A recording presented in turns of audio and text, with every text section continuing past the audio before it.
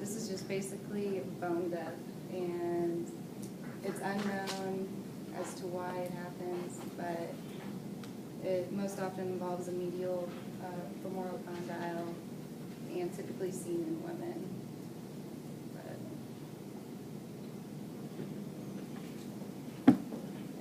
So they'll have sudden sharp pain, localized in the medial compartment without obvious trauma. That's MRI of it. Okay. Traumatic knee injuries. Fun stuff. Okay, so we all heard of an ACL tear. It's probably what you think of when you first think of knee injuries. So you can see right here, this ACL right here, PCL, and this is the tear right here. And then I also have another MRI to show you guys.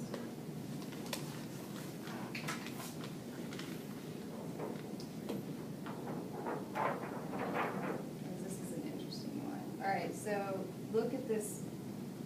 Look up in the middle, this middle one right here. You'll see the PCL goes this way, right here. And if you think about your anatomy, the PCL and the ACL cross each other, right? So PCL is right here, and the ACL should just be going right across here, if you want to look. And then there's this big black spot too on it. I'll pass it around. And that's just an athlete who had an ACL reconstruction surgery before, and that's where they drilled to put the graft through on the previous surgery. But the surgery didn't hold up very well.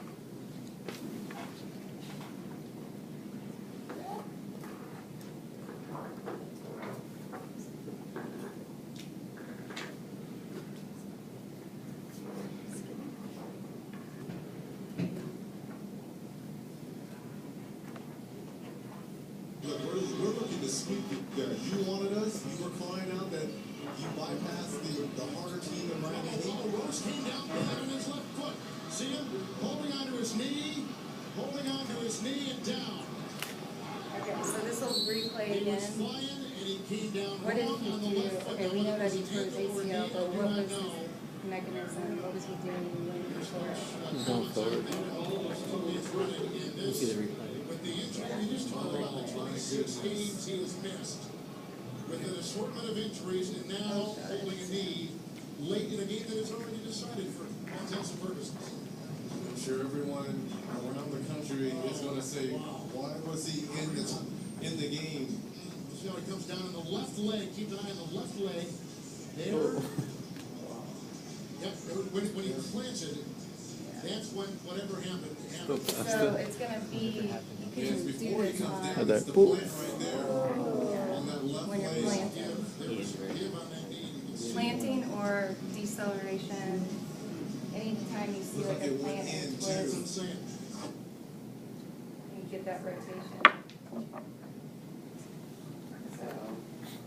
So yeah, when you're planting your foot, adducting the hip and internal rotation. It also helps on, or happens on deceleration.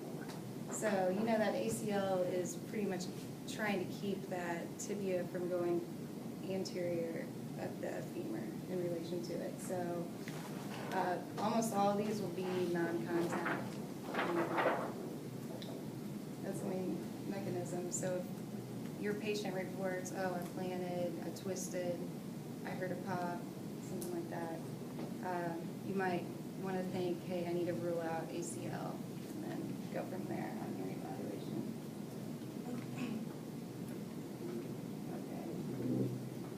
So a little about, you guys heard about the Q angle?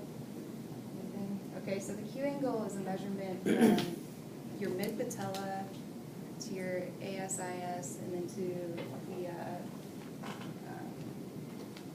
femur. Yeah. Okay, and that is just, so if you think about it with gender differences, women have wider hips, so their Q angle is going to be a little bit bigger, a little bit wider. And that puts stress, like you can imagine, the hips going like this, so wider hips, which means there's going to be a bigger Q angle. And that will cause more stress on the knee, on the medial side, and it puts women in a predisposing position to have more injuries to their knees, specifically the ACL.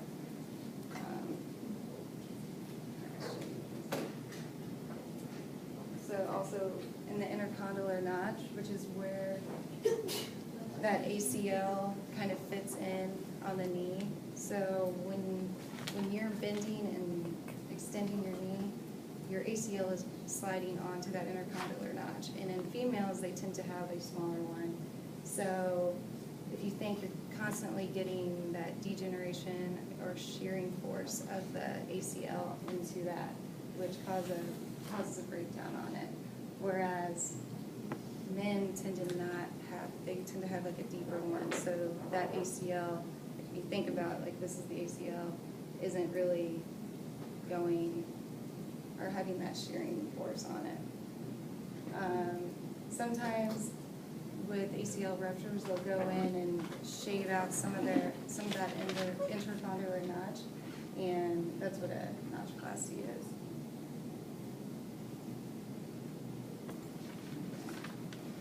One other thing about ACLs, you can get a hamstring graft or a patellar tendon graft, and difference in those is that research has showed that if you use a patellar tendon graft, you're going to have a faster recovery time, but in the end, your knee's not going to hold up as well.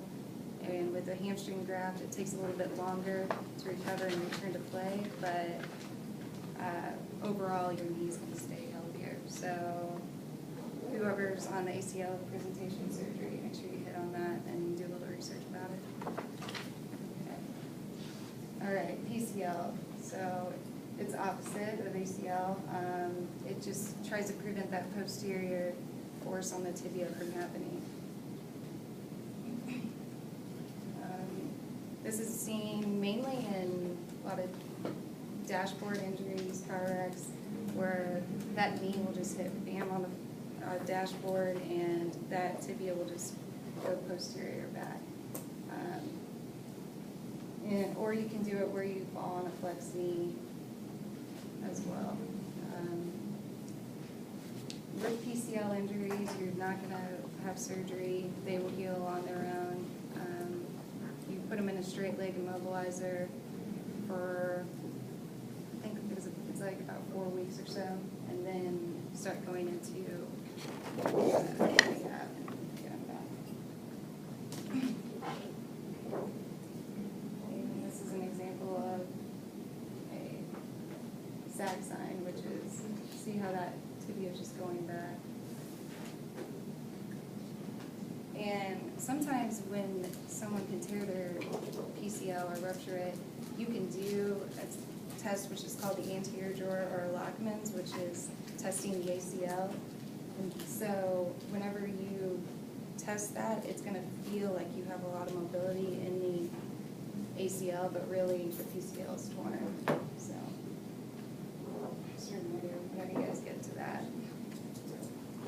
Okay. So, MCL, you don't. Yeah. Everyone see it?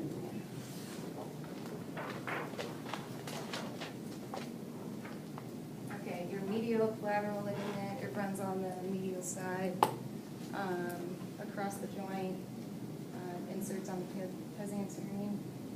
So you're going to have a valgus force, which is hitting from the outside of the knee, and that causes that stretch of the MCL.